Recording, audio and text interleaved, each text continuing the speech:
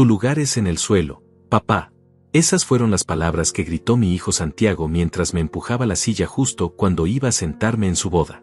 Caí de espaldas al suelo de mármol frío, mi traje de $60 que había comprado usado se arrugó completamente, y el dolor en mi espalda fue nada comparado con la humillación que sentí en ese momento.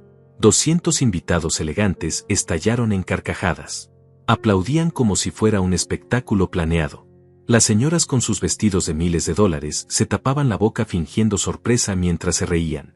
Los hombres en sus trajes de marca aplaudían divertidos. Mi propio hijo, Santiago, de pie junto al altar en su smoking de $3,000, sonreía con satisfacción mientras su flamante esposa Paulina lo miraba con admiración. Yo seguía tirado en el suelo, tratando de incorporarme con mis 66 años a cuestas, sintiendo como cada hueso de mi cuerpo protestaba. Las risas se hacían más fuertes. Nadie me ayudaba. Nadie se movía. Era como si todos hubieran estado esperando este momento, como si mi humillación fuera el entretenimiento principal de la ceremonia. ¿Cómo había llegado hasta ahí? ¿Cómo el niño que una vez me abrazaba todas las noches antes de dormir se había convertido en el hombre que acababa de humillarme frente a toda esa gente? El dolor en mi pecho era peor que el de mi espalda. Este era mi hijo, la persona por la cual había sacrificado todo en la vida. Las lágrimas empezaron a quemarme los ojos, pero me las tragué. No iba a darle el gusto de verme llorar también. Había perdido ya suficiente dignidad por un día. Logré ponerme en pie con dificultad, mis rodillas crujiendo, mi espalda protestando con cada movimiento. Los invitados seguían riéndose. Algunos incluso sacaron sus teléfonos para grabar mi humillación. Mi momento más doloroso se estaba convirtiendo en un video viral para sus redes sociales. Santiago seguía sonriendo, disfrutando cada segundo de mi vergüenza pública. Pero entonces, entre todas esas carcajadas crueles, escuché una voz que se alzó por encima del ruido. Era Valentín, el padre de la novia, un hombre distinguido de unos 70 años que había estado sentado en la primera fila del lado opuesto. Su rostro había cambiado completamente. La sonrisa se le había borrado y me miraba con los ojos muy abiertos, como si hubiera visto un fantasma. Se levantó de su asiento de un salto, ignorando por completo las risas de los demás invitados. Su esposa Hilda trató de detenerlo tirándole de la manga del traje, pero él se soltó con una fuerza que no parecía propia de su edad y caminó directamente hacia mí. Las risas empezaron a disminuir cuando la gente notó su comportamiento extraño. Sus zapatos de cuero italiano resonaban contra el mármol con cada paso que daba hacia mí. Todos los ojos se habían vuelto hacia él. Hasta el sacerdote parecía confundido por lo que estaba pasando. La música de fondo había cesado y solo se escuchaba el eco de sus pasos acercándose. «Señor», dijo Valentín con voz temblorosa, llegando hasta donde yo me encontraba aún tambaleante.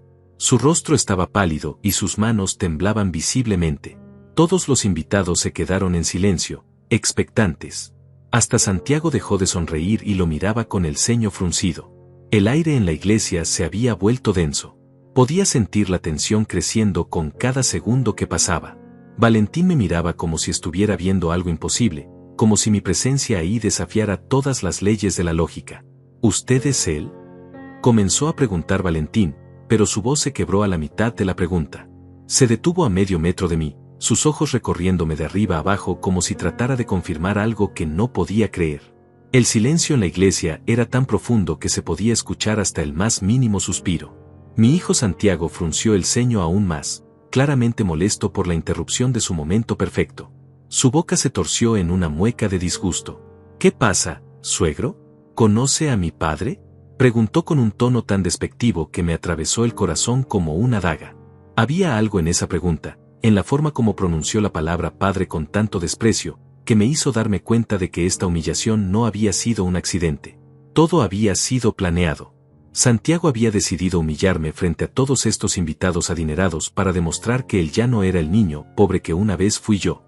Había querido marcar distancia, establecer jerarquías, demostrar que él pertenecía a ese mundo de lujo y yo no. Valentín seguía mirándome fijamente, y yo pude ver lágrimas formándose en sus ojos. Había reconocimiento en su mirada, pero también incredulidad. Como si no pudiera creer lo que estaba viendo. Sus labios temblaban como si quisiera decir algo, pero no encontrara las palabras correctas. La tensión era insoportable. Los 200 invitados contenían la respiración, esperando que alguien explicara qué diablos estaba pasando. Paulina se aferró al brazo de Santiago, confundida. Las damas de honor intercambiaron miradas nerviosas. Pero para entender por qué ese momento cambió todo, para comprender por qué las lágrimas de Valentín convirtieron mi mayor humillación en algo completamente diferente, tengo que contarles cómo llegué hasta ahí. Tengo que regresar al principio, cuando Santiago era solo un niño de 8 años y yo un hombre dispuesto a sacrificar mi vida entera para darle todo lo que yo nunca tuve. Todo comenzó hace 30 años, cuando mi esposa Aline murió en un accidente de tránsito dejándome solo con Santiago, que apenas tenía 8 años. Yo trabajaba como mecánico en un taller pequeño ganando $200 a la semana, vivíamos en un apartamento de una habitación en el barrio más humilde de la ciudad, y de repente me encontré criando solo a un niño que me preguntaba todas las noches cuándo iba a regresar su mamá. Las primeras semanas fueron las más difíciles de mi vida. Santiago lloraba todas las noches pidiendo por Aline, y yo no sabía qué decirle. ¿Cómo le explicas a un niño de 8 años que su madre nunca más va a volver? ¿Cómo le dices que ahora solo nos tenemos el uno al otro en este mundo tan cruel? Pero había algo en sus ojos, una chispa de inteligencia que me recordaba tanto a Aline, que me hizo tomar la decisión más importante de mi vida. Santiago no iba a crecer pobre como yo. Santiago no iba a trabajar con las manos llenas de grasa como su padre. Santiago iba a estudiar, iba a ir a la universidad, iba a ser alguien importante en la vida. Así que empecé a trabajar doble turno. Salía del taller a las 6 de la tarde y me iba directo a lavar platos en un restaurante hasta las 2 de la madrugada. Los fines de semana limpiaba oficinas. Dormía 4 horas diarias si tenía suerte.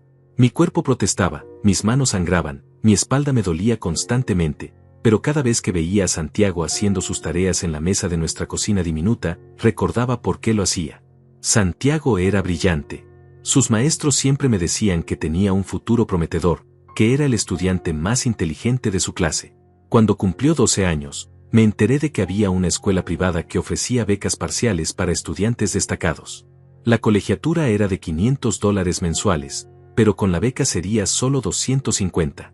$250 era más de la mitad de lo que yo ganaba en el taller, pero decidí que Santiago merecía esa oportunidad. Empecé a trabajar un tercer empleo los domingos, cargando cajas en el mercado central desde las 5 de la madrugada hasta el mediodía. Mis músculos gritaban de dolor, mis ojos se cerraban de cansancio, pero Santiago estaba en la mejor escuela de la ciudad. Los primeros meses en esa escuela fueron duros para él. Llegaba a casa llorando porque sus compañeros se burlaban de su ropa usada, de sus zapatos remendados, del hecho de que yo llegara a recogerlo en mi bicicleta vieja mientras los otros padres manejaban carros del año. Me partía el corazón verlo sufrir, pero le decía que lo importante era estudiar, que algún día él también tendría todo eso. Cuando Santiago cumplió 15 años, me dijo que quería estudiar en Estados Unidos. Había visto en internet que las universidades americanas eran las mejores del mundo, que allá podría hacer una carrera brillante. Mi inglés era terrible, mi educación apenas llegaba a secundaria, pero investigué todo lo que pude sobre becas, sobre programas de intercambio, sobre oportunidades para estudiantes latinos. Descubrí que Santiago necesitaba tener un nivel de inglés perfecto, calificaciones excelentes y actividades extracurriculares impresionantes para poder aplicar a esas universidades. Así que contraté clases privadas de inglés que costaban $100 semanales. Conseguí que entrara al equipo de debate de la escuela, que requería uniformes especiales de $200. Lo inscribí en clases de piano porque leí que las universidades americanas valoraban eso, otros $200 mensuales. Mi vida se había convertido en una rutina agotadora. Despertaba a las 5 de la madrugada para ir al mercado, luego correcto al taller, después al restaurante, y los fines de semana limpiando oficinas. No tenía tiempo para descansar, para divertirme, para tener amigos, para pensar en rehacer mi vida amorosa. Todo mi tiempo, toda mi energía, todo mi dinero estaba invertido en el futuro de Santiago. Pero valía la pena cuando lo veía presentar sus proyectos escolares con una confianza que yo nunca había tenido, cuando sus maestros me felicitaban por tener un hijo tan excepcional, cuando Santiago me contaba emocionado sobre las universidades americanas donde quería estudiar ingeniería de sistemas. A los 17 años, Santiago efectivamente logró una beca completa para estudiar en una universidad de California. El día que recibimos la carta de aceptación, lloré como no había llorado desde la muerte de Aline. Mi hijo, mi pequeño Santiago, iba a ser un profesional universitario. Iba a tener la vida que yo jamás pude darme. La despedida en el aeropuerto fue desgarradora. Santiago estaba nervioso pero emocionado, cargando las 2 maletas que habíamos podido comprar usadas. Le di los últimos $300 que tenía ahorrados para que no llegara completamente sin dinero a Estados Unidos. Le prometí que le mandaría $50 cada mes para sus gastos personales, aunque eso significara trabajar aún más horas. Los primeros años fueron difíciles. Santiago me llamaba cada semana contándome sobre sus estudios, sobre lo diferente que era todo allá, sobre lo difícil que era competir con estudiantes que habían tenido las mejores oportunidades desde pequeños. Pero él era inteligente y trabajador. Poco a poco se fue adaptando, mejorando sus calificaciones, haciendo amigos. Yo seguía trabajando mis 3 empleos, enviándole religiosamente sus $50 mensuales, aunque a veces eso significara que yo comiera solo arroz durante una semana. Pero cada vez que Santiago me contaba sobre sus logros académicos, sobre las oportunidades de trabajo que se le presentaban, me sentía orgulloso. Todo mi sacrificio estaba dando frutos. Cuando Santiago se graduó con honores y consiguió trabajo en una empresa tecnológica con un salario de $4,000 mensuales, sentí que mi misión como padre había sido un éxito rotundo. Mi hijo había logrado salir de la pobreza, tenía una carrera brillante, un futuro prometedor. Había cumplido el sueño que Aline y yo habíamos tenido para él. Pero entonces algo empezó a cambiar. Las llamadas se volvieron menos frecuentes. Cuando hablábamos, Santiago ya no me contaba detalles de su vida, solo conversaciones superficiales. Ya no me pedía consejos como antes. Parecía como si hubiera decidido que ya no me necesitaba. Los primeros signos de que algo estaba cambiando en Santiago aparecieron cuando él cumplió 25 años y llevaba ya 3 años trabajando en esa empresa tecnológica en California. Había conseguido un ascenso importante y ahora ganaba $6,000 mensuales, una cantidad que para mí sonaba como una fortuna imposible. Yo seguía ganando mis $200 semanales en el taller, viviendo en el mismo apartamento pequeño donde él había crecido. La primera vez que noté su cambio de actitud fue durante una videollamada. Santiago estaba en su oficina, llevaba una camisa que parecía costar más que mi salario de un mes, y había algo diferente en su forma de hablarme. Ya no me decía papá con el cariño de antes. Ahora era un hola, padre frío y distante, como si estuviera hablando con un conocido y no con el hombre que había sacrificado su vida entera por él. Me contaba sobre sus colegas de trabajo, sobre las fiestas a las que iba, sobre los restaurantes caros donde comía, pero ya no me preguntaba cómo estaba yo. Ya no se interesaba por saber si mi espalda seguía doliéndome por tantos años de trabajo pesado, si había podido arreglar el techo de mi apartamento que goteaba cuando llovía, si tenía suficiente dinero para comprar mis medicinas para la presión. Un día me atreví a contarle que había tenido que ir al hospital porque me había dado un dolor en el pecho muy fuerte mientras cargaba un motor pesado en el taller. Santiago me escuchó en silencio, sin mostrar preocupación, y cuando terminé de contarle lo único que dijo fue: «Bueno, padre, deberías considerar buscar un trabajo menos demandante físicamente a tu edad». Sus palabras me dolieron más que el dolor en el pecho. ¿Un trabajo menos demandante? Yo tenía 58 años, mi educación apenas llegaba a secundaria, mis únicas habilidades eran mecánicas. No tenía ahorros porque todo lo había invertido en él. ¿Acaso había olvidado por qué yo seguía trabajando tan duro? ¿Por qué nunca había podido permitirme buscar algo mejor? Pero me tragué el dolor y le dije que tenía razón, que tal vez era hora de pensar en algo diferente. Santiago asintió distraídamente mientras revisaba algo en su computadora. Era obvio que ya no le interesaba la conversación. Me despidió rápidamente diciendo que tenía una reunión importante. Esa noche no pude dormir. Me quedé despierto recordando al niño que solía abrazarme todas las noches agradeciéndome por trabajar tan duro para él, que me decía que cuando fuera grande me iba a comprar una casa grande para que no tuviera que preocuparme nunca más por dinero. ¿Dónde había quedado ese niño? ¿En qué momento se había convertido en este hombre que parecía avergonzarse de su padre? 2 meses después, Santiago me llamó para contarme que había conocido a una chica especial. Se llamaba Paulina, era hija de una familia muy adinerada, y él estaba muy emocionado porque creía que podría ser la indicada. Me mostró fotos de ella, una mujer hermosa, elegante, vestida con ropa que claramente costaba más que todo mi guardarropa junto. Me contó que el padre de Paulina era Valentín Domínguez, dueño de una cadena de restaurantes exclusivos, que tenía propiedades por todo el país, que era una de las familias más respetadas de su círculo social. Santiago hablaba de ellos con una admiración que nunca había mostrado hacia mí, con un respeto que me dolía no recibir ya de parte de él. Durante los meses siguientes, Santiago comenzó a cancelar nuestras videollamadas semanales con más frecuencia. Siempre tenía alguna excusa: cenas con la familia de Paulina, eventos sociales importantes, viajes de trabajo que en realidad eran vacaciones costosas con su novia. Cuando finalmente hablábamos, las conversaciones eran cada vez más superficiales. El primer comentario realmente cruel llegó cuando cumplí 60 años. Santiago me llamó para felicitarme, pero la conversación rápidamente se desvió hacia sus propios logros. Me contaba sobre la nueva casa que había comprado, un penthouse de $2,000 mensuales, sobre su nuevo carro alemán, sobre las inversiones que estaba haciendo. En un momento de la llamada, mencioné que había tenido que pedir prestado $50 a mi hermana Fabiola para poder comprar medicinas ese mes. Santiago se quedó en silencio por un momento y luego dijo algo que me partió el corazón. Padre, tal vez es hora de que aprendas a administrar mejor tu dinero. No puedes vivir toda la vida pidiendo prestado. No pude creerlo.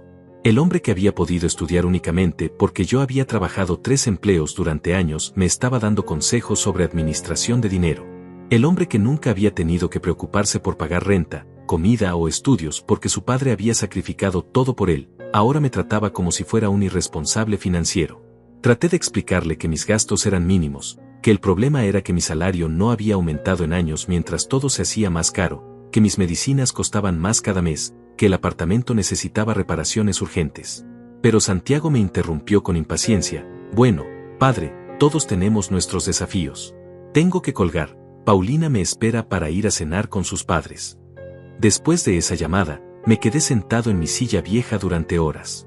Miré alrededor de mi apartamento pequeño y deteriorado, miré mis manos ásperas llenas de cicatrices del trabajo, miré la foto de Aline sobre la mesa donde todavía le hablaba todas las noches contándole sobre Santiago. ¿Qué habría pensado ella de lo que se había convertido nuestro hijo? ¿Se habría sentido orgullosa de su éxito profesional o decepcionada por la forma como trataba a su padre? Los meses pasaban y Santiago parecía estar construyendo una vida completamente nueva donde yo ya no tenía lugar. Sus redes sociales, que revisaba dolorosamente cada semana, estaban llenas de fotos en restaurantes caros, viajes exóticos, eventos sociales elegantes siempre al lado de Paulina y su familia adinerada. Nunca aparecía una sola mención de su padre, nunca una foto conmigo, como si hubiera decidido borrar su pasado humilde de su nueva identidad social. La primera vez que Santiago trajo a Paulina a visitarme fue un desastre completo. Habían pasado 2 años desde que no lo veía en persona, y cuando abrí la puerta de mi apartamento, casi no lo reconocí. Llevaba ropa que probablemente costaba más que mi salario de varios meses, su piel se veía perfecta como si se hiciera tratamientos costosos, hasta su forma de caminar había cambiado. Ya no era mi Santiago, era un extraño elegante que casualmente compartía mi apellido. Paulina era tal como la había imaginado, hermosa, refinada, pero con una frialdad en la mirada que me hizo sentir inmediatamente incómodo en mi propia casa. Miraba mi apartamento como si fuera un lugar contaminado, tocaba las cosas con cuidado como si fueran a ensuciarla, se sentó en mi sofá viejo manteniendo la espalda muy recta para tocar lo menos posible. Durante toda la visita, Santiago parecía avergonzado. Cuando Paulina comentó sobre lo pintoresco que era el barrio, él se apresuró a explicar que yo vivía ahí solo por nostalgia, que había tenido ofertas para mudarme a lugares mejores pero que prefería quedarme por razones sentimentales. Era mentira, por supuesto. Yo vivía ahí porque era lo único que podía permitirme. Lo que más me dolió fue cuando Paulina preguntó inocentemente sobre fotos de Santiago niño que tenía sobre la repisa. Santiago se puso tenso y cambió el tema rápidamente, como si esos recuerdos de su infancia pobre fueran algo embarazoso que había que ocultar. Esas fotos eran mi tesoro más preciado. Santiago en su primer día de escuela con el uniforme usado que habíamos conseguido, Santiago recibiendo un premio por sus calificaciones excelentes, Santiago graduándose de preparatoria con la beca que había conseguido para la universidad. Cuando se fueron, después de una visita de apenas 2 horas, Santiago me abrazó mecánicamente y me prometió que vendríamos a visitarme más seguido. Pero algo en sus ojos me decía que esa había sido una visita de cortesía, un trámite incómodo que había tenido que cumplir para poder seguir adelante con su nueva vida sin sentimientos de culpa. 6 meses después de aquella visita incómoda, Santiago me llamó con una noticia que cambiaría todo entre nosotros para siempre. Su voz sonaba diferente, más formal, como si estuviera leyendo un guión preparado. Me dijo que él y Paulina se habían comprometido y que querían invitarme a una cena especial en casa de los padres de ella para conocer oficialmente a la familia. Mi corazón se llenó de emoción. A pesar de todos los desaires, de la frialdad creciente, de los comentarios hirientes, Santiago seguía siendo mi hijo y quería incluirme en este momento tan importante de su vida. Tal vez había una oportunidad de reconstruir nuestra relación, de que él recordara que yo era su padre y que siempre había estado ahí para él. La cena sería en la mansión de Valentín Domínguez un sábado por la noche. Santiago me dio la dirección y me dijo que fuera elegante, que era muy importante causar buena impresión.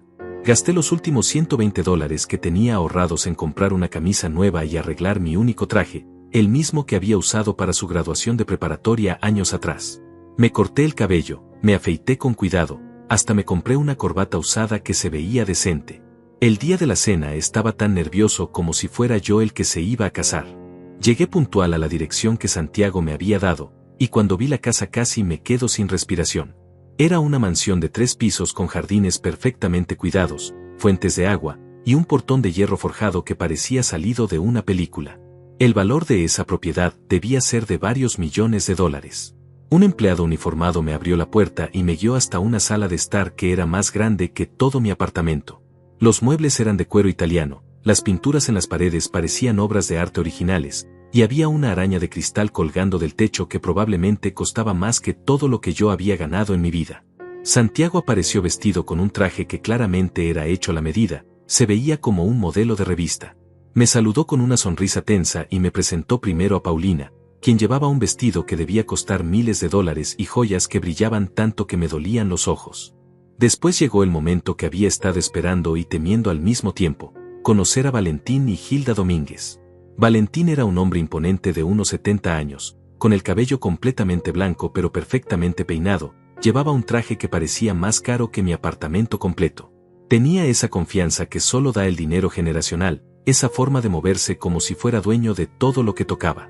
Hilda era elegante de una manera que yo nunca había visto en persona. Su vestido era sobrio pero claramente de diseñador, llevaba perlas que parecían auténticas, y tenía esa piel perfecta que solo se consigue con tratamientos costosos. Cuando me dieron la mano, sentí la diferencia inmediatamente. Sus manos eran suaves como la seda, las mías ásperas y callosas por décadas de trabajo manual. La conversación inicial fue cordial pero superficial. Valentín me preguntó a qué me dedicaba, y cuando le dije que era mecánico, vi cómo intercambió una mirada rápida con su esposa. Santiago se puso tenso y rápidamente trató de cambiar el tema hablando sobre mi experiencia en el sector automotriz, como si fuera el dueño de una empresa y no un empleado que ganaba $200 semanales. Nos sentamos a cenar en un comedor que parecía un palacio. La mesa era de madera tallada a mano, los platos eran de porcelana fina con bordes dorados, había más cubiertos de los que yo sabía usar, y copas de cristal que probablemente costaban más que mi salario mensual. Me senté tratando de imitar los modales de los demás, nervioso de romper algo o hacer el ridículo. La comida era preparada por un chef profesional que sirvió platillos cuyos nombres ni siquiera podía pronunciar.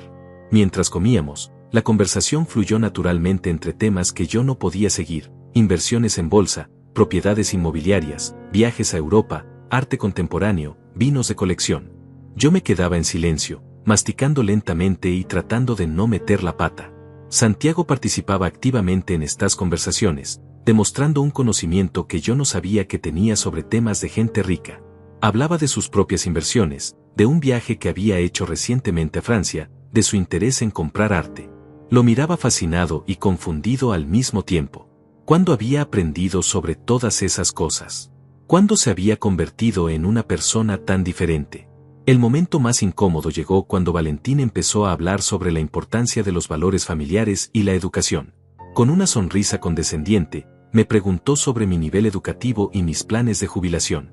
Le expliqué que solo había terminado la secundaria y que probablemente trabajaría hasta que mi cuerpo no pudiera más, porque no tenía ahorros para el retiro. El silencio que siguió fue ensordecedor. Hilda bajó la mirada incómoda, Paulina jugaba nerviosa con su anillo de compromiso, y Santiago tenía la mandíbula apretada como si estuviera conteniendo la respiración. Valentina sintió con esa falsa comprensión que usan los ricos cuando hablan con los pobres, como si fuéramos una especie diferente que merecía lástima. Pero lo peor vino cuando Hilda, tratando de romper la tensión, me preguntó inocentemente si me sentía orgulloso de los logros de Santiago. Era la oportunidad perfecta para hablar sobre todos los sacrificios que había hecho, sobre las noches sin dormir trabajando 3 empleos, sobre cómo había renunciado a todo para darle la mejor educación posible. Empecé a contar con emoción sobre cómo había trabajado día y noche para pagar sus estudios, sobre las veces que había comido solo arroz para poder enviarle dinero cuando estaba en la universidad, sobre cómo me había sentido el día más feliz de mi vida cuando se graduó con honores. Hablaba con el corazón abierto, con lágrimas en los ojos, recordando todos esos momentos de sacrificio que habían valido la pena por ver a mi hijo triunfar. Pero cuando terminé mi relato, esperando ver orgullo en los ojos de Santiago, lo que vi fue algo completamente diferente. Mi hijo estaba rojo de vergüenza, mirando su plato como si quisiera desaparecer. Valentín y Hilda me miraban con una mezcla de lástima e incomodidad, como si acabara de confesar algo embarazoso. Santiago finalmente levantó la mirada y dijo con una sonrisa forzada: mi padre siempre exagera las historias del pasado.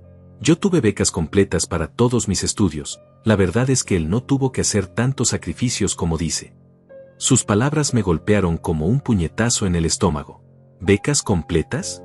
Yo había pagado la escuela privada durante años, había trabajado hasta el agotamiento para enviarle dinero mensual durante la universidad, había sacrificado mi salud y mi futuro para asegurar el suyo. Y él lo estaba negando frente a estas personas como si fuera una mentira vergonzosa. Traté de corregirlo, de explicar que las becas habían sido solo parciales, que yo había tenido que trabajar múltiples empleos para cubrir todos sus gastos. Pero Santiago me interrumpió con una risa nerviosa: papá, no necesitas inventar historias para impresionar a nadie aquí. La palabra inventar me atravesó el alma. Mi propio hijo me estaba acusando de mentir sobre los sacrificios que había hecho por él. Me estaba negando frente a la familia de su novia como si fuera un viejo fantasioso que inventaba cuentos heroicos sobre su pasado. El resto de la cena transcurrió en un silencio tenso. Yo ya no podía probar bocado, tenía un nudo en la garganta que me impedía tragar. Santiago parecía aliviado de haber aclarado la situación, y la conversación volvió a temas seguros como el clima y los planes de boda. Cuando finalmente terminamos de cenar y llegó el momento de despedirme, Valentín me estrechó la mano con esa cortesía fría que se usa con extraños. Hilda me sonrió con lástima, Paulina murmuró un adiós educado pero distante. Santiago me acompañó hasta la puerta con prisa, obviamente ansioso porque me fuera. En el umbral de aquella mansión, mi hijo me miró a los ojos y me dijo algo que jamás olvidaré: papá, espero que entiendas que ahora vivo en un mundo diferente. No es nada personal, pero necesito que respetes mi nueva posición social. Después de aquella cena humillante, algo se rompió definitivamente entre Santiago y yo. Las llamadas se volvieron aún más esporádicas, y cuando hablábamos, él me trataba como a un conocido lejano al que había que tolerar por cortesía. Pero lo que más me dolía era darme cuenta de que mi hijo se estaba preparando sistemáticamente para borrarme de su nueva vida. 3 meses después de la cena, Santiago me llamó para contarme que él y Paulina habían fijado la fecha de la boda. Sería en 6 meses, en la iglesia más exclusiva de la ciudad, seguida por una recepción en el hotel más lujoso del centro.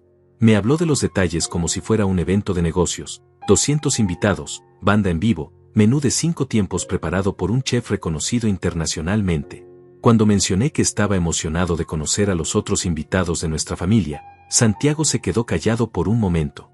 Luego me explicó con voz incómoda que la lista de invitados estaba muy limitada, que la mayoría serían amigos y colegas de su círculo profesional y la familia extendida de Paulina.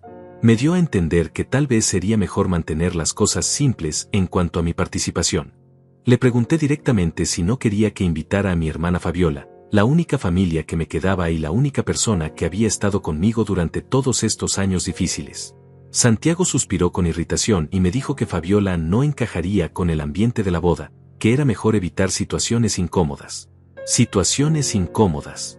Así llamaba a su propia tía, la mujer que había ayudado a criarlo cuando él era pequeño, que le había comprado regalos de cumpleaños cuando yo no tenía dinero, que había estado en cada graduación y cada logro importante de su vida. Ahora Fabiola era una situación incómoda porque trabajaba como empleada doméstica y no tenía la elegancia social que Santiago quería proyectar. Durante los meses siguientes, Santiago empezó a visitarme con una agenda muy específica. No venía a pasar tiempo conmigo como hijo, sino a preparar para la boda. En cada visita traía sugerencias sobre cómo debía comportarme, qué debía decir y más importante aún, que no debía mencionar frente a los invitados. Me explicó que si alguien me preguntaba sobre mi trabajo, debía decir que era consultor automotriz en lugar de mecánico. Si preguntaban sobre mi educación, debía mencionar mi experiencia práctica sin especificar que solo había terminado secundaria. Si alguien comentaba sobre mis manos callosas, debía decir que era porque me gustaba trabajar con las manos como hobby, no como necesidad económica. La sesión más dolorosa fue cuando Santiago me trajo un traje nuevo que había comprado para mí. Era un traje elegante, mucho mejor que cualquier ropa que hubiera tenido jamás, pero la forma como me lo entregó me partió el corazón. Me lo dio como si fuera un disfraz, como si necesitara transformarme en una versión aceptable de mí mismo para poder aparecer en su boda. Papá, me dijo mientras me probaba el traje, necesito que entiendas que esta boda es muy importante para mi carrera. Muchos de los invitados son socios potenciales, jefes, personas influyentes en mi industria. La imagen que proyectemos como familia puede afectar mi futuro profesional. Sus palabras me golpearon como una bofetada. Yo no era su padre orgulloso en el día más importante de su vida. Yo era un riesgo para su reputación, un problema que había que manejar cuidadosamente para que no arruinara sus ambiciones sociales. Pero lo que más me dolió fue cuando Santiago me pidió que ensayáramos mi discurso para el brindis del padre del novio. Había preparado unas tarjetas con notas sobre lo que podía decir, comentarios genéricos sobre el amor, la familia y la felicidad, pero nada personal, nada que revelara nuestra historia real. Cuando le dije que quería hablar sobre cómo lo había visto crecer, sobre los sacrificios que habíamos hecho juntos, sobre lo orgulloso que me sentía de verlo convertido en el hombre exitoso que era, Santiago me detuvo inmediatamente. Papá, por favor, mantén el discurso general. No necesitamos entrar en detalles del pasado. Esto es sobre Paulina y yo, sobre nuestro futuro, no sobre historias viejas que podrían incomodar a los invitados. Historias viejas. Así llamaba a toda una vida de amor y sacrificio. Nuestra historia juntos no era algo de lo que sentirse orgulloso, sino algo vergonzoso que había que ocultar para no incomodar a desconocidos ricos. Una semana antes de la boda, Santiago apareció en mi apartamento con Paulina y una noticia que me dejó helado. Me dijeron que habían estado pensando sobre la logística del evento y que tal vez sería mejor si yo llegara directamente a la iglesia en lugar de participar en las fotos familiares previas a la ceremonia. Paulina, con esa sonrisa falsa que ya conocía tan bien, me explicó que las fotos familiares iban a ser muy formales y que preferían mantener un estilo consistente en todas las imágenes. Santiago asintió sin mirarme a los ojos, agregando que de todas formas habría muchas oportunidades para fotos durante la recepción. Pero yo sabía lo que realmente estaba pasando. No querían que apareciera en las fotos oficiales de la boda, esas que se enmarcan y se cuelgan en las paredes, esas que se envían a revistas sociales, esas que se conservan para siempre como recuerdo del día más importante. Yo sería relegado a las fotos casuales de la fiesta, donde podría mezclarse entre la multitud sin llamar la atención. El día anterior a la boda, Santiago me llamó para una charla final sobre los preparativos. Su voz sonaba tensa, como si estuviera a punto de pedirme algo difícil. Me explicó que había estado pensando mucho sobre la ceremonia y que quería asegurarse de que todo saliera perfecto. Me dijo que durante la ceremonia, después de caminar por el pasillo central para sentarme en mi lugar, era importante que mantuviera un perfil bajo. No debía saludar efusivamente a otros invitados, no debía llorar visiblemente durante los votos, no debía hacer nada que pudiera llamar la atención hacia mí.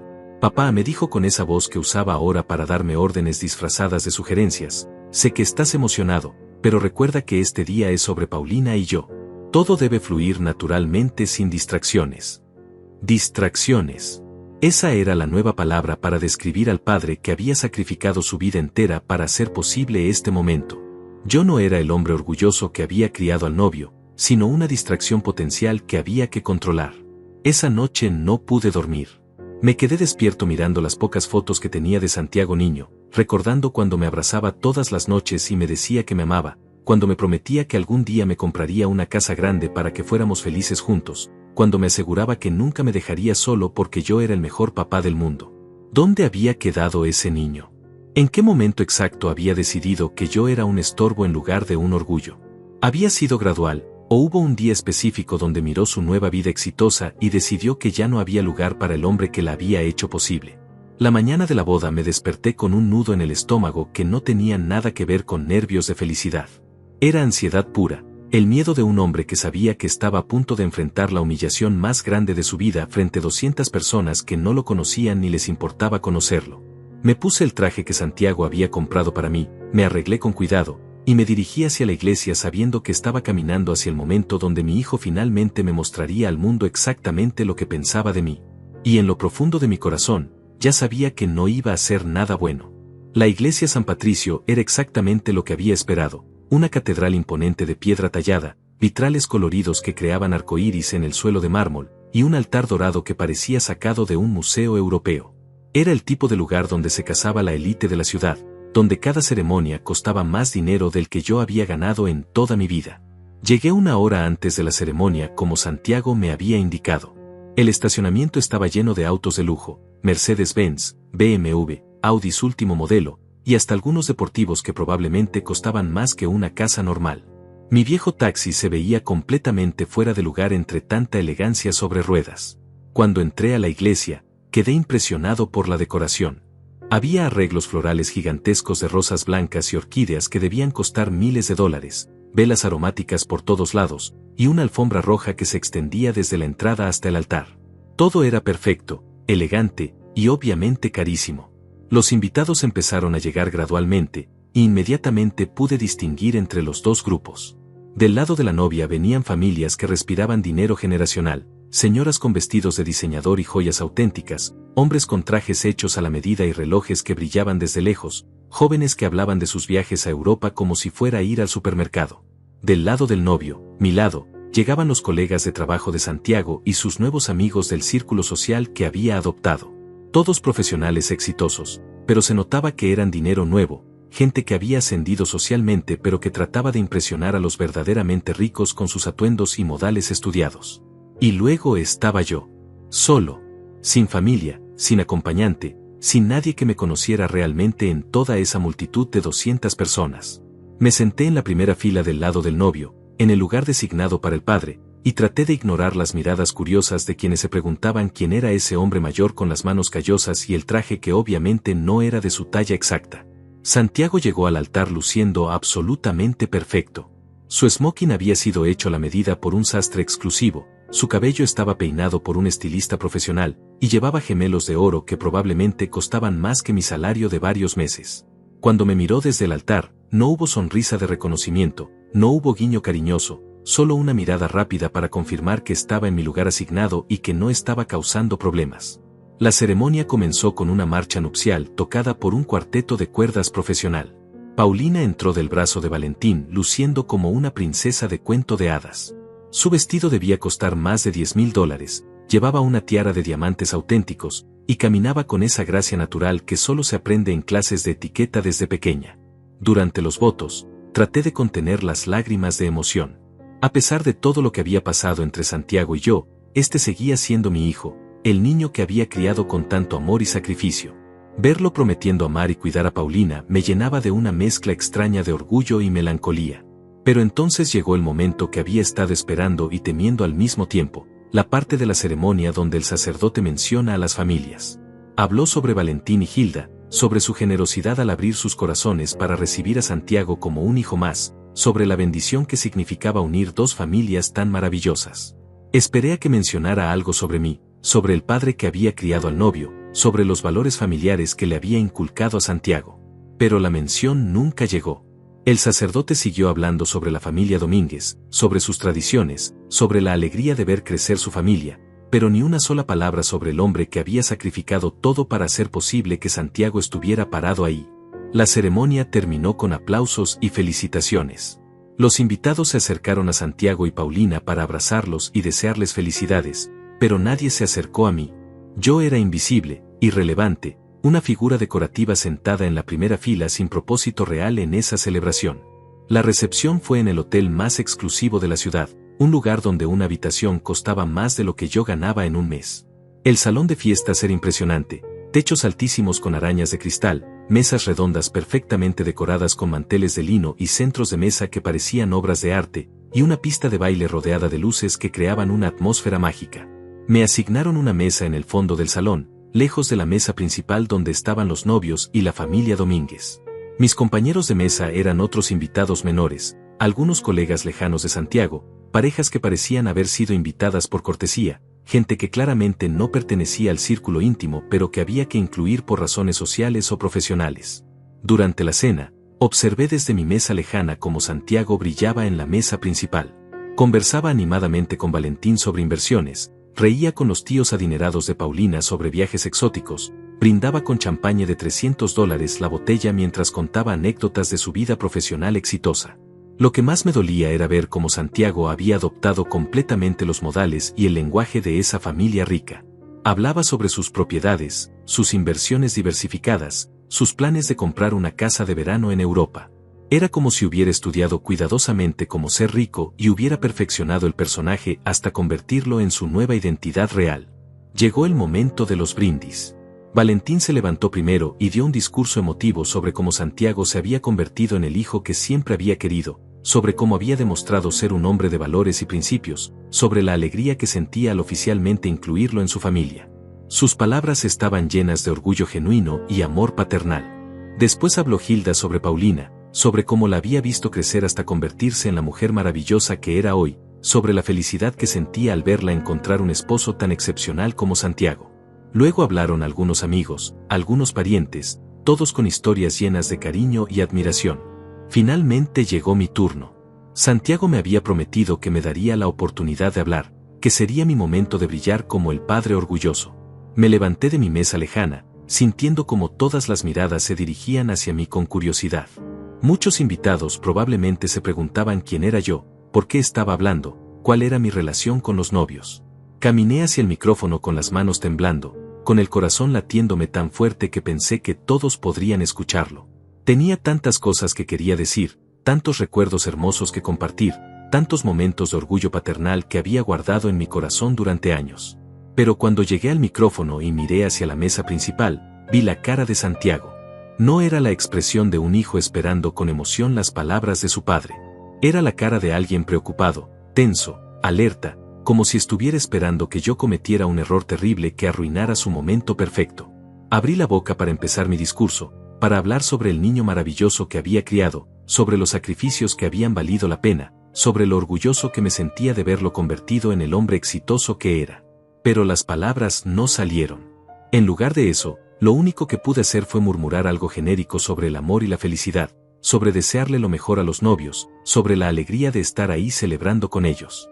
Fue un discurso vacío, sin alma, sin historia, sin emoción real.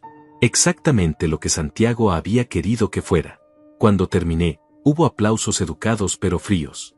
Los invitados claramente no habían entendido por qué yo era importante en esa historia, por qué tenía derecho a hablar, cuál era mi lugar en la vida de Santiago. Y la verdad dolorosa era que yo tampoco lo sabía ya. Después de mi discurso vacío y sin alma, regresé a mi mesa sintiendo como si hubiera fallado en el momento más importante de mi relación con Santiago. Los otros invitados de mi mesa me dieron palmaditas corteses en el hombro, pero era obvio que no habían entendido por qué yo había hablado. Para ellos, yo era solo un señor mayor sin importancia que había dicho palabras genéricas sobre el amor. La fiesta continuó con música en vivo, baile y más champaña del que había visto en toda mi vida. Santiago y Paulina abrieron la pista con un vals perfectamente coreografiado que obviamente habían ensayado con instructores profesionales. Después se unieron Valentín con Hilda, luego otros familiares cercanos, creando un espectáculo elegante que parecía sacado de una película de época. Yo permanecí sentado en mi mesa, sintiéndome cada vez más invisible mientras la celebración continuaba a mi alrededor. De vez en cuando, Santiago miraba hacia mi dirección, pero no era una mirada de cariño filial sino de vigilancia, asegurándose de que yo no estuviera haciendo nada embarazante que pudiera afectar su imagen perfecta. Alrededor de las 10 de la noche, cuando la fiesta estaba en su punto más álgido, decidí levantarme para ir al baño. Necesitaba un momento de respiro, unos minutos para procesar toda la situación surrealista en la que me encontraba. Caminé por el salón esquivando parejas que bailaban, meseros que servían cócteles caros, y grupos de invitados que conversaban animadamente sobre temas que yo no podía entender. En el pasillo hacia los baños, escuché voces familiares provenientes de un salón privado adyacente. Era Santiago hablando con algunos de sus amigos cercanos y colegas de trabajo. La puerta estaba entreabierta, y sin la intención de espiar, pude escuchar claramente su conversación.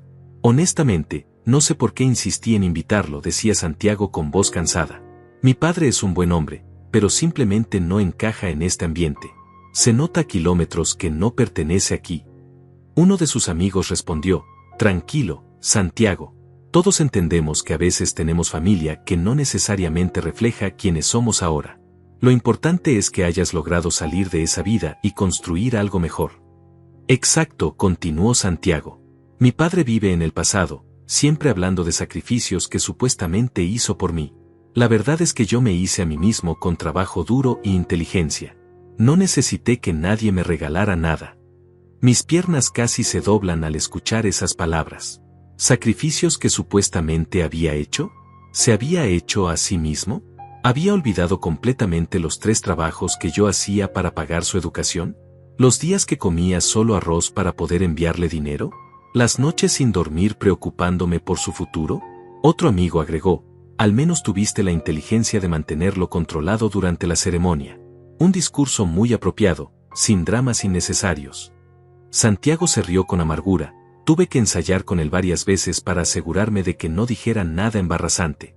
Mi padre tiende a exagerar las cosas, a victimizarse. Necesitaba asegurarme de que mantuviera la compostura. En ese momento, alguien más entró al salón privado y la conversación cambió de tema. Yo me quedé parado en el pasillo, paralizado por lo que acababa de escuchar. Mi propio hijo no solo se avergonzaba de mí, sino que había reescrito completamente la historia de su vida para eliminar mi papel en su éxito. Regresé a mi mesa sintiendo como si me hubieran golpeado en el estómago. Ya no podía fingir que estaba disfrutando la celebración. Cada sonrisa, cada brindis, cada momento de felicidad a mi alrededor se sentía como una burla cruel hacia el sacrificio de toda mi vida. Decidí que era hora de irme. No tenía sentido seguir torturándome viendo cómo Santiago celebraba su nueva vida sin ningún reconocimiento hacia el hombre que la había hecho posible. Me levanté discretamente de mi mesa, planeando despedirme rápidamente y salir sin causar escena. Pero justo cuando me dirigía hacia la salida, Santiago apareció en mi camino. Llevaba una sonrisa forzada y tenía esa mirada alerta que conocía tan bien ahora. «Papá, ¿a dónde vas?», me preguntó, pero su tono no era de preocupación sino de control. «La fiesta apenas está comenzando. Todavía falta el pastel, más bailes, los fuegos artificiales». Le expliqué que me sentía cansado y que prefería retirarme temprano para que él pudiera disfrutar su noche sin preocupaciones. Santiago frunció el ceño, claramente molesto por mi decisión de irme antes del programa completo que había planificado. «No puedes irte ahora», me dijo con firmeza. «La gente va a notar que el padre del novio se fue temprano. Va a parecer extraño, como si hubiera algún problema familiar». Ahí estaba otra vez, mi comportamiento siendo evaluado únicamente en función de cómo afectaría su imagen social. No le importaba si yo estaba cómodo, si me estaba divirtiendo, si me sentía incluido en su celebración. Solo le importaba mantener las apariencias perfectas frente a sus invitados. «Santiago», le dije tratando de mantener la calma, «he cumplido con todo lo que me pediste. Vine bien vestido, me comporté apropiadamente, di el discurso que querías. Ahora solo quiero irme a casa». Su expresión se endureció. «Papá, no seas dramático. Solo te pido que te quedes un par de horas más. ¿Es mucho pedir que el padre del novio esté presente durante toda su boda?». En ese momento, algo se rompió dentro de mí. Toda la frustración, toda la humillación, todo el dolor acumulado durante años explotó de repente. «¿El padre del novio?», le pregunté con voz temblorosa. «¿En serio me consideras el padre del novio, Santiago? Porque desde hace meses me has tratado como un invitado incómodo que hay que tolerar, no como tu padre». Santiago miró nerviosamente alrededor, asegurándose de que nadie más estuviera escuchando nuestra conversación. «Papá, por favor, no hagas esto aquí. No es el momento ni el lugar para dramas familiares». «¿Dramas familiares?», mi voz se alzó involuntariamente. «Santiago, yo trabajé 3 empleos durante años para que tú pudieras estar parado aquí hoy. Sacrifiqué mi salud, mi futuro, mi felicidad para darte todas las oportunidades que yo nunca tuve. Y ahora actúas como si te hubiera hecho un favor menor que hay que agradecer educadamente».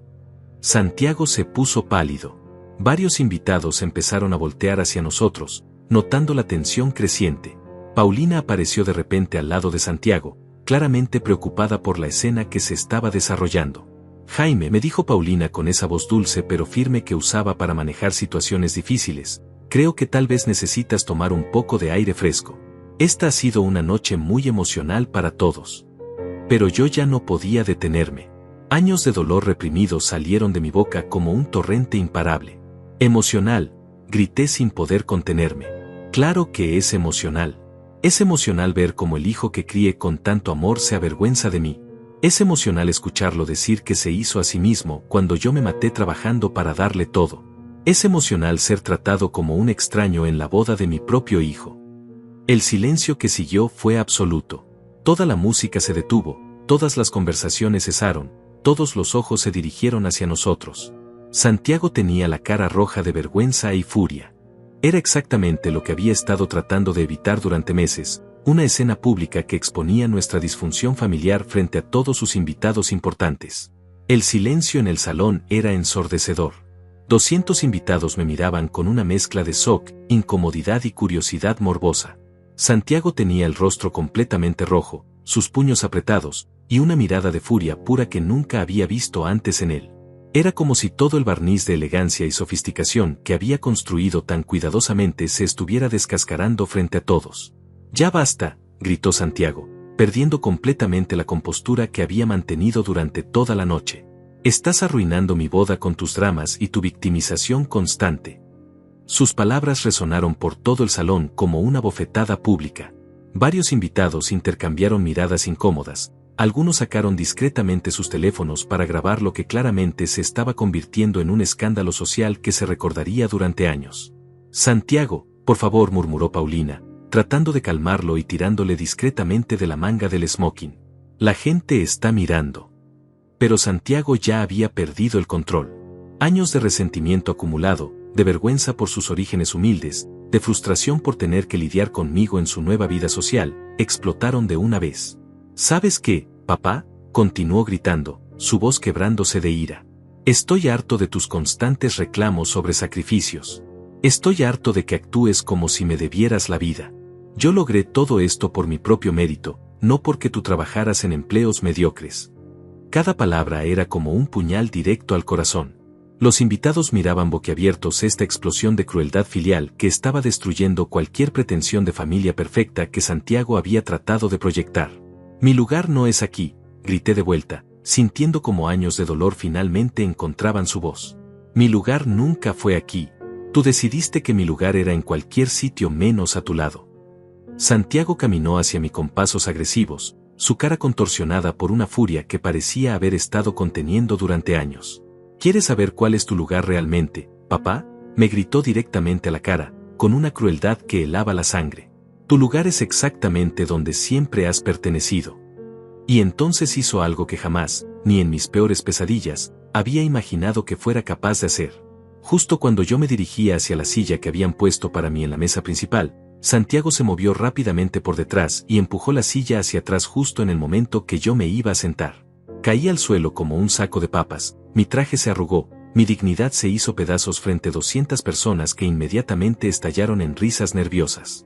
El golpe contra el suelo de mármol me quitó el aire de los pulmones, y por un momento no pude ni siquiera incorporarme. «Tu lugar es en el suelo, papá», gritó Santiago, triunfante, mientras me veía retorcerme en el piso tratando de ponerme de pie. «Ese es tu verdadero lugar en la vida». Los invitados no sabían cómo reaccionar. Algunos se reían incómodamente, otros aplaudían por inercia social, pensando que tal vez era parte de algún tipo de espectáculo planeado. Pero la mayoría miraba con horror genuino como un hijo había humillado públicamente a su padre de la manera más cruel posible. Yo seguía en el suelo, sintiendo cada uno de mis 66 años en cada hueso de mi cuerpo, tratando de incorporarme con la poca dignidad que me quedaba. Las lágrimas que había contenido durante tantos meses finalmente comenzaron a salir, pero ya no me importaba quién las viera. Santiago se irguió sobre mí con una sonrisa de satisfacción cruel, como si finalmente hubiera puesto las cosas en su lugar correcto. Paulina lo miraba con una mezcla de shock y admiración, como si acabara de presenciar a su esposo demostrar su dominancia de la manera más definitiva posible. Pero entonces, entre todas las risas crueles y los aplausos nerviosos, escuché una voz que cortó el aire como un cuchillo. «Dios mío». Era Valentín. Se había levantado de su silla en la mesa principal y me miraba con los ojos completamente abiertos, como si acabara de ver algo imposible. Su rostro había perdido todo el color, y sus manos temblaban visiblemente. El cambio en su expresión fue tan dramático que gradualmente las risas comenzaron a cesar. Los invitados notaron que algo estaba pasando, algo que claramente no era parte del espectáculo que habían presenciado. Valentín caminó hacia mí con pasos temblorosos, ignorando completamente a Santiago y a todos los demás. Sus ojos estaban fijos en mi rostro con una intensidad que me confundía completamente. «Señor», dijo con voz quebrada, arrodillándose junto a mí mientras yo trataba de ponerme de pie. «Señor, por favor, míreme bien. ¿Usted es? ¿Puede ser que usted sea?» Santiago frunció el ceño, claramente molesto por esta interrupción de su momento de triunfo. «¿Qué pasa, Valentín? ¿Conoce a mi padre de algún lado?». Pero Valentín no le respondió. Sus ojos permanecían fijos en los míos, y pude ver lágrimas formándose mientras estudiaba cada detalle de mi rostro como si estuviera confirmando algo que no podía creer. Las manos, murmuró Valentín, tomando mis manos callosas entre las suyas. Estas manos, yo las recuerdo. El corte en el pulgar izquierdo, la cicatriz en el dorso de la mano derecha. Todo el salón estaba en silencio absoluto ahora. Nadie entendía qué estaba pasando, pero era obvio que Valentín había reconocido algo en mí que había cambiado completamente su perspectiva de la situación. Señor, continuó Valentín con voz temblorosa, hace 25 años, ¿usted trabajaba en el turno de noche en el Hospital General San Miguel? Mi corazón se detuvo. El Hospital General San Miguel. El trabajo de limpieza nocturna que había tomado como cuarto empleo cuando Santiago tenía 17 años y necesitaba dinero extra para sus aplicaciones universitarias. Había trabajado ahí solo durante 6 meses, pero habían sido 6 meses que aparentemente habían marcado la vida de alguien de manera que yo nunca había sabido. Sí, murmuré, confundido. Trabajé ahí limpiando pisos durante las madrugadas. Pero ¿cómo usted?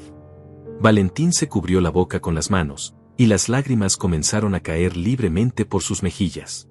Todo su cuerpo temblaba mientras me miraba como si estuviera viendo a un fantasma del pasado. Usted me salvó la vida, susurró con voz quebrada.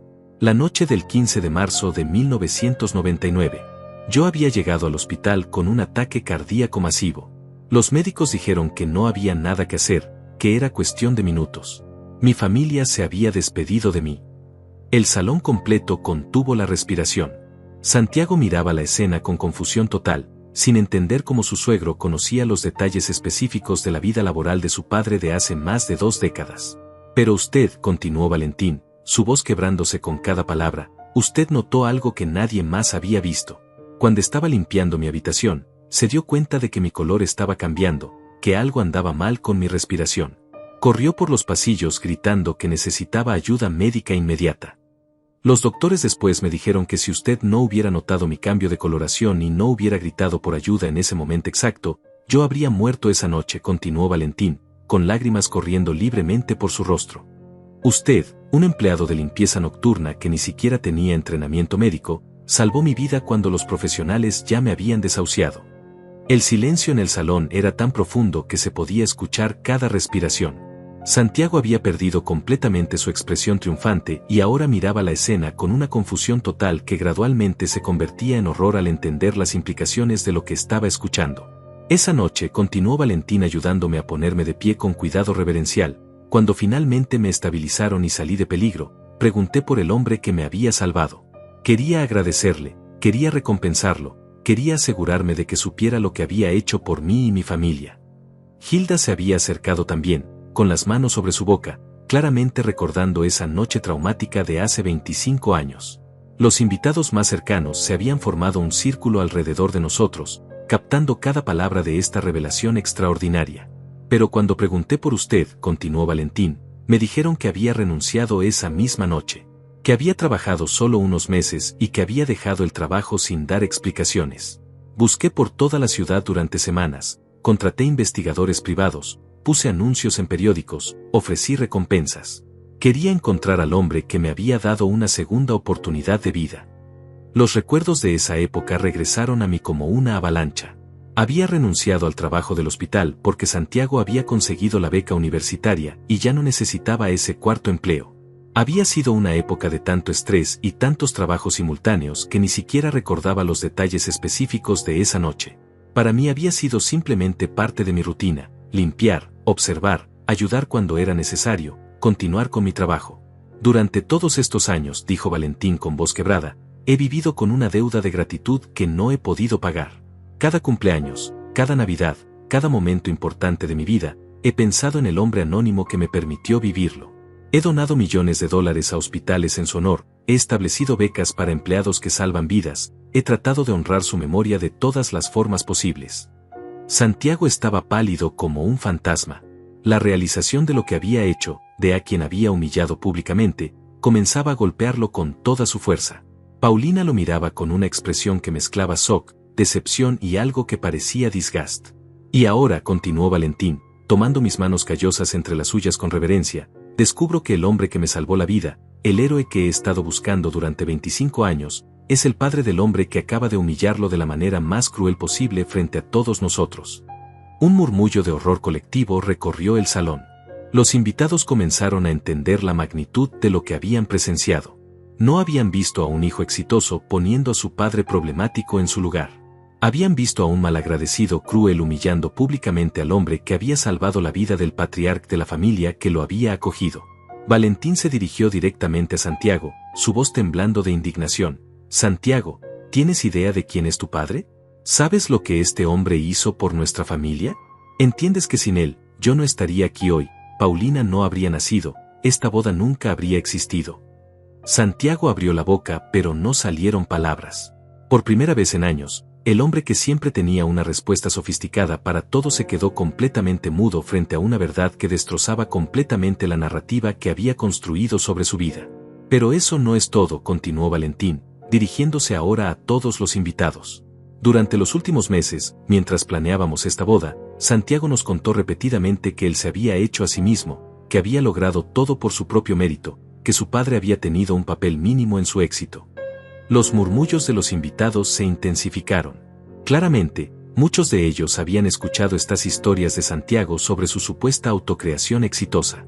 Pero ahora entiendo la verdad, dijo Valentín, su voz creciendo en fuerza e indignación. Este hombre, Jaime, no solo me salvó la vida hace 25 años. También sacrificó su propia vida para crear el éxito que Santiago ahora reclama como propio. Un hombre que trabajaba 4 empleos simultáneamente, incluyendo limpiar hospitales durante las madrugadas, no lo hacía por diversión. Lo hacía por amor paternal puro. Santiago finalmente encontró su voz, pero sonaba débil y desesperada. Valentín, usted no entiende. Mi padre exagera las cosas. Yo tuve becas, yo trabajé duro, yo. Silencio, rugió Valentín con una autoridad que hizo temblar las copas de cristal en las mesas. No te atrevas a mentirme más. He conocido a cientos de hombres exitosos en mi vida, y ninguno de ellos tuvo que humillar a su propio padre para sentirse importante. Hilda se acercó a mí con lágrimas en los ojos. Jaime, perdónanos. Si hubiéramos sabido quién eras, si hubiéramos entendido lo que habías hecho por nuestra familia, nunca habríamos permitido que te trataran así. Los invitados comenzaron a murmurar entre ellos, y pude escuchar fragmentos de sus conversaciones. Las palabras disgusting, ungrateful, Schamfel se repetían una y otra vez. La opinión del salón había cambiado completamente en cuestión de minutos. Fabiola, mi hermana, apareció repentinamente entre la multitud. Santiago no la había invitado oficialmente, pero ella había venido de todos modos, preocupada por mí. Al ver la situación, se dirigió directamente hacia Santiago con una furia que no le había visto jamás. Santiago, le gritó, ¿así le pagas a tu padre? ¿El hombre que se mató trabajando para darte todo? ¿El hombre que comía arroz para poder enviarte dinero cada mes? ¿El hombre que nunca se compró ropa nueva para que tú pudieras tenerlo mejor? Paulina finalmente habló, pero su voz estaba llena de decepción. Santiago, me dijiste que tu padre era un hombre problemático que exageraba su importancia en tu vida. Pero lo que acabo de ver, lo que le hiciste, esto no es el hombre con quien pensé que me casaba. Santiago trató de acercarse a Paulina, pero ella retrocedió. No. No me toques ahora. Necesito tiempo para procesar lo que acabas de hacer frente a todos nosotros. Valentín me tomó del brazo con gentileza. Jaime, por favor, permíteme arreglar esta injusticia. Quiero que todos sepan quién eres realmente, lo que has hecho por tu familia y por la mía. Tomó el micrófono y se dirigió a todos los invitados. Damas y caballeros, quiero que conozcan al verdadero héroe de esta historia. Este es Jaime, el hombre que salvó mi vida hace 25 años y que sacrificó todo para criar al hombre que acabamos de ver humillarlo. Sin él, yo no estaría aquí, mi hija no existiría, y esta celebración jamás habría sido posible. Los aplausos comenzaron lentamente, pero pronto se convirtieron en una ovación de pie.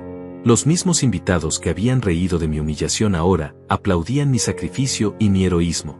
Santiago se había convertido en el villano de su propia boda. Me acerqué a Santiago una última vez. Mi hijo estaba llorando, finalmente entendiendo la magnitud de lo que había perdido con su crueldad. Santiago, le dije suavemente, te amo y siempre te amaré. Pero no puedo seguir siendo parte de una vida donde mi amor es visto como una carga y mis sacrificios como mentiras. Papá, por favor, murmuró entre lágrimas, lo siento. No sabía, no entendía. Sí sabías, le respondí con tristeza. Siempre supiste la verdad. Simplemente decidiste que la verdad no encajaba con la imagen que querías proyectar. Me dirigí hacia la salida, acompañado por Valentín, Hilda y Fabiola. Detrás de mí, escuchaba a Santiago suplicando perdón, pero algunas heridas son demasiado profundas para sanar con simples disculpas. En los meses siguientes, Valentín cumplió su promesa de 25 años. Me ofreció un trabajo digno en una de sus empresas, me ayudó a mudarme a un apartamento mejor, y más importante aún, me trató con el respeto que un padre merece. Santiago intentó reconciliarse conmigo múltiples veces, pero el daño estaba hecho. Había elegido la imagen social sobre el amor familiar, y esas elecciones tienen consecuencias permanentes. A veces las lecciones de vida más importantes llegan cuando menos las esperamos, y a veces la justicia toma formas que nunca podríamos haber imaginado. Mi historia no es solo sobre un padre sacrificado, sino sobre cómo el amor verdadero siempre encuentra la forma de ser reconocido y honrado, incluso en los momentos más oscuros.